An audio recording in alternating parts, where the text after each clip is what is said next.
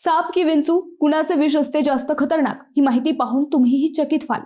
साप आणि विंचू हे दोन्ही विषारी प्राणी आहेत। स्वरक्षणासाठी व शिकारीसाठी निसर्गाने या दोन्ही प्राण्यांना विष प्रदान केलंय। विंचवाच्या बहुतेक प्रजातींचे विष मनुष्यासाठी प्राणघातक नसते, मात्र काही विशिष्ट प्रजातींचे विष थेट मज्जासंस्थेवर परिणाम करते।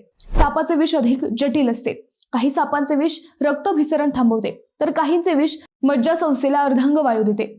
सापाच्या एका दंशाने शरीरात जाणाऱ्या विषाचे प्रमाण विंचवाच्या तुलनेत जास्त असते। विंचवाच्या डंखापेक्षा सापाच्या चाव्यामुळे होणाऱ्या मृत्यूची संख्या अधिक असते। सापाचे विष शरीरात वेगाने पसरते आणि योग्य उपचार न मिळाल्यास मृत्यूचा धोका जास्त असतो।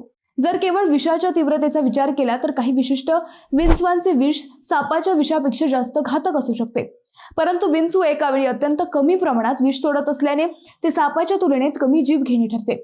दोन्हीपैकी कोणाचे विष जास्त धोकादायक आहे हे त्यांच्या प्रजातींवर अवलंबून असते। तरीही सापाकडे असलेल्या विषाचे प्रमाण आणि त्याच्या शरीराची रचना पाहता सामान्यतः सापाला विंचवापेक्षा जास्त धोकादायक मानले जाते।